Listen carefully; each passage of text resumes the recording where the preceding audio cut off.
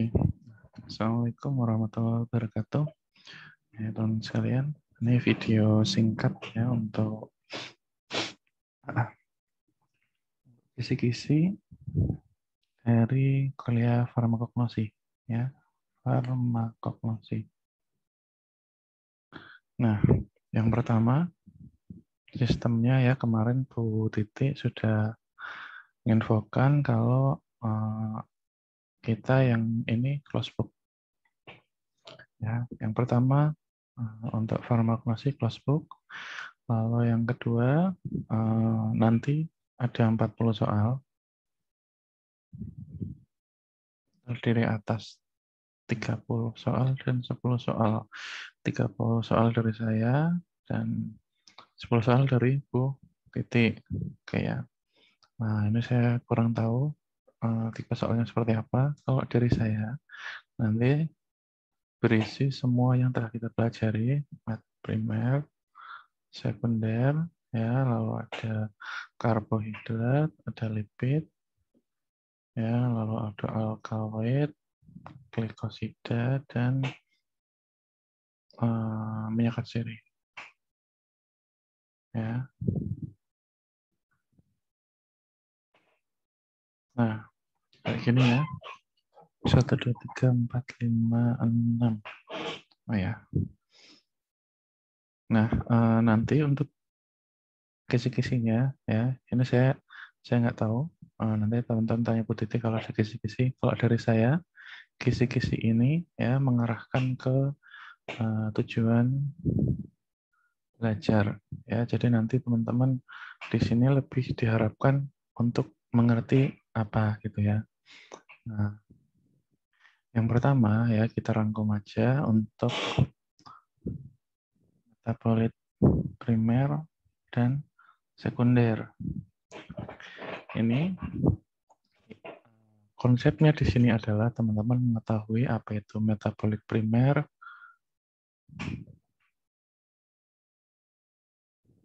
ya seperti ini, dan metabolit sekunder, dan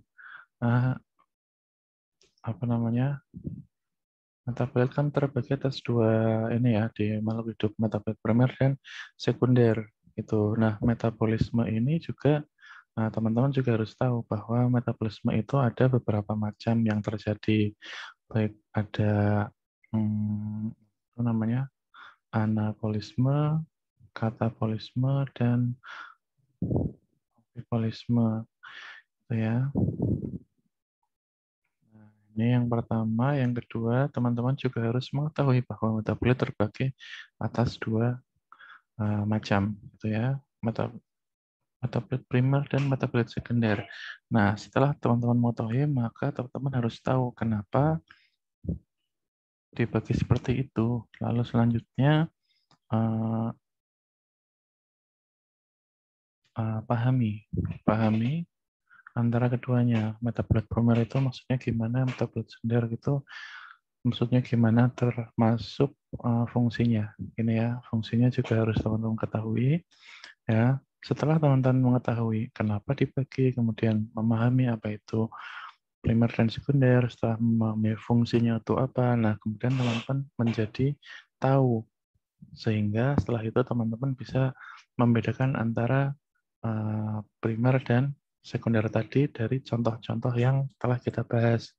Ya, yang ini, yang tadi, nah ini kan teman-teman bisa tahu yang mana yang termasuk primer, yang mana termasuk sekunder gitu kan. Ini primer, yang ini sekunder. Nah, jadi selain teman-teman mengerti, teman-teman juga harus bisa membedakan antara metabolit primer dan metabolit sekunder. Kayak gini. A dan B, gitulah. Kayak gini ya. Nah, ini kisi-kisi untuk yang pertama. Ya, kisi-kisi untuk yang kedua. Oke.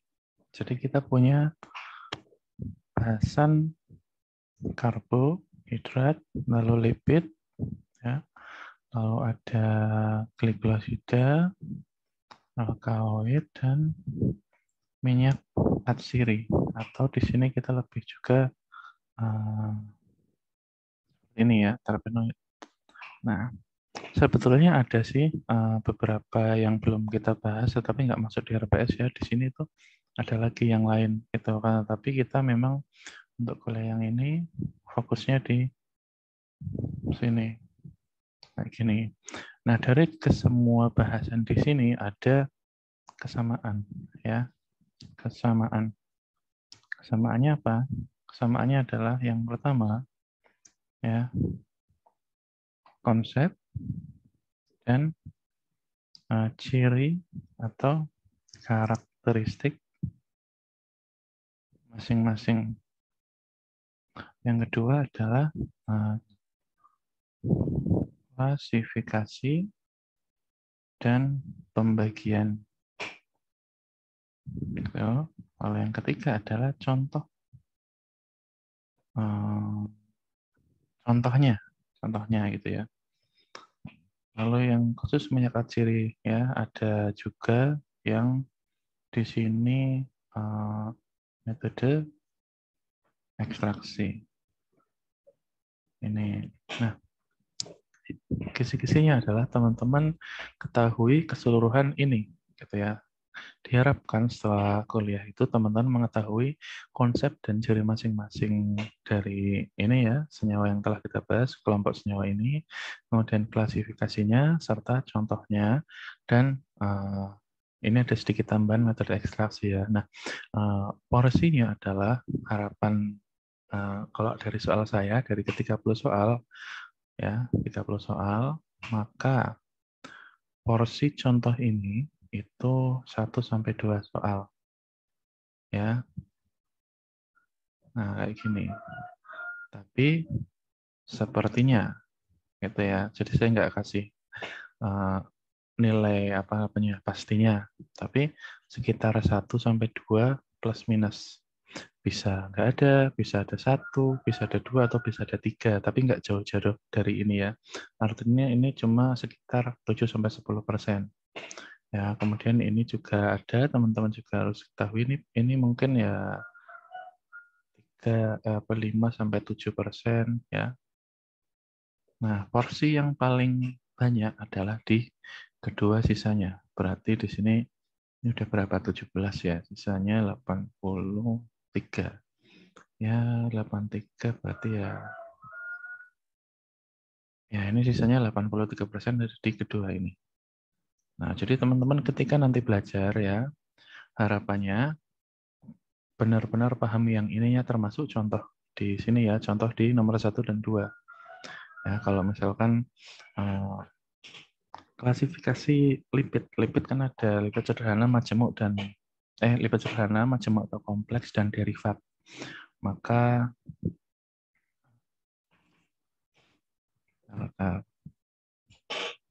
ya, contoh karbohidrat dulu lah ya. Karbohidrat, karbo kan. Lalu konsepnya gimana? Gitu ya. Kemudian pembagiannya gitu ya. Misalkan kan ada suatu sakarida. Sakarida dibagi menjadi apa? Contohnya apa? Gitu ya. Ini ada lipid. Nah, lipid itu apa? Gitu ya. Terus ciri dan lain-lain. Kemudian contohnya ada lipid sederhana, ada lipid kompleks, ada derivat. Nah, yang membagi menjadi ketiga ini itu kenapa dibagi seperti ini. Jadi dasarnya apa gitu ya. Kemudian contohnya gitu ya. Itu apa? Jadi teman-teman pahami ini, pahami pembagiannya sehingga ketika saya tanyakan, oh ini termasuk lipid apa? Nanti teman bisa menjawab, oh ini masuk ke dalam kelompok lipid A, B, C gitu ya. Oh ini masuk derivatnya, oh ini masuk yang kompleks gitu. Tuh, terus selanjutnya glikosida, alkaloid, minyak atsiri, kesemuanya sama ya.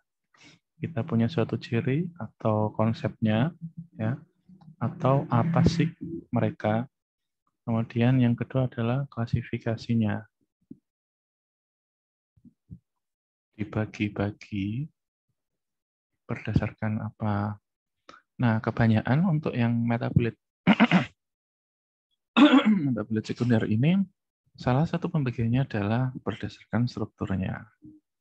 Ya kan, ada yang kalau glikosida itu aglikon, ya kalau alkaloid itu senyawanya ya, senyawa yang menyertainya ya. Kalau ini kan ada atom N, dan ini paling paling nggak jelas pembagiannya karena memang sangat sangat luas sekali gitu. Ada minyak atsiri ya, minyak atsiri itu apa gitu. Kemudian contohnya apa, terus pembagiannya apa, dan ini harus teman-teman juga selain belajar mengenai minyak atsiri, teman-teman juga wajib mengerti bahwa ini ada berkaitan antara minyak atsiri dengan terpenoid. Ini tidak saling terpisahkan gitu ya. Nah, seperti itu. Jadi pada intinya kisi-kisinya kayak tadi, kemudian ada sedikit contoh ya, contoh. Tapi ini nggak banyak karena saya tidak tidak menghendaki teman-teman menghafal terus lupa besoknya. Nah, kalau hafalan ini ya paling keluar 1 atau 2 atau mungkin nggak ada gitu atau malah 3. Nah, intinya teman-teman pelajari ini terakhir aja contoh-contohnya gitu. Itu ya.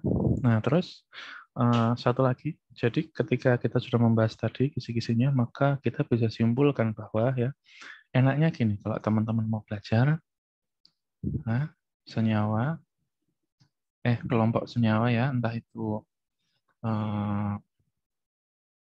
glikosida, alkaloid, dan lain-lain, itu teman-teman bikin seperti ini, kemudian ini apa gitu ya, bikin catatan oret-oretan, jangan dibaca ya, pesan saya jangan dibaca, tapi ditulis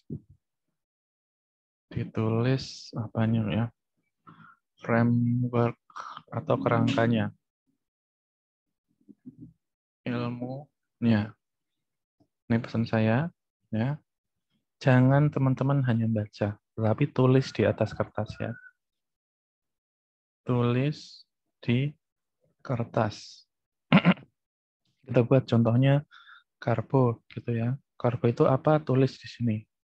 Sebenarnya karbo itu terbagi menjadi apa? Gitu ya. Contohnya polisakarid tadi ya, mono, di, tri, oligo, poli, dan seterusnya ya.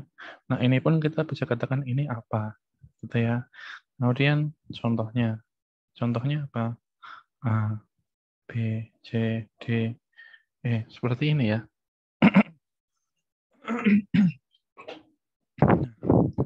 Ini contoh dari suatu karbohidrat. Nah, yang lain gimana? Yang lain sama ya. Teman-teman bikin kayak gitu, catatan ini ya. Sama ya, bikin catatan kayak gini. Gitu. Dan senyawa yang lain gitu ya, ada glikosida, alkaloid, lalu minyak atsiri gitu ya, terpenoid di sini. Kayak gitu. Jadi untuk memahami farmakognosi, ya, saya tidak mau teman-teman menghafal, tetapi teman-teman mengerti kenapa bisa terjadi seperti itu, ya. Dan mayoritas yang bahasan kita kemarin adalah ada suatu pola di mana teman-teman akan membuat nanti seperti ini. Dan ini, ya, kalau teman-teman mau nilainya bagus, wajib ditulis di atas kertas untuk bisa teman-teman baca, karena sifatnya closed book, gitu ya. Nah, sehingga model pertanyaannya itu selain kita nanti harus tahu apa tadi ya, konsep, contoh-contohnya, pembagiannya ya. Lalu nanti juga kita bisa memahami bahwa antara setiap senyawa itu berbeda-beda. Ada karbohidrat, ya ini primer. Ada lipid, ada glikosida, alkaloid, ada minyak atsiri. Nah, kita bisa bikin dalam satu tabel ya. Ini cirinya apa? Ya, ciri, kemudian pembagiannya seperti apa. Kayak gini. Nah, yang paling penting adalah teman-teman mensejajarkan atau menjejerkan info ini, ciri-cirinya. Ya, masing-masing kelompok senyawa itu memiliki ciri masing-masing. A, B, C, D. Seperti ini, sehingga teman-teman mengerti perbedaan masing-masing satu dengan lainnya. Bedanya itu apa ya? Sehingga nanti harapannya ketika teman-teman mendapatkan senyawa, kemudian menganalisis analisis, maka didapatkan suatu informasi yang mengarahkan teman-teman ke ini senyawa apa gitu. Nah, untuk menjawab ini teman-teman harus bisa memahami hal-hal ini. Ini ya. Sehingga mengidentifikasi, oh ternyata saya punya senyawa seperti ini. Kira-kira senyawa tersebut adalah senyawa karbohidrat atau glikosida gitu. Gitu ya. Oke, jadi seperti itu aja untuk ujiannya ya. Nanti akan ada 40 soal. Ini dari saya seperti tadi. Kalau Bu Titik saya kurang tahu, teman-teman silakan hubungi beliau kalau ada kisi-kisi ya. Nah, jadi kesimpulannya, belajarnya seperti tadi ya, gampang. Kita tahu, kemudian kita paham, kita bisa bedakan. Ya, kemudian kita bisa analisa. Ya, suatu senyawa A, B, C. Ya. Nah, kita analisa gitu ya. Kira-kira senyawa ini masuk apa gitu ya. Oh, ini alkaloid. Ini glikosida. Ini minyak patsiri. Ini ya.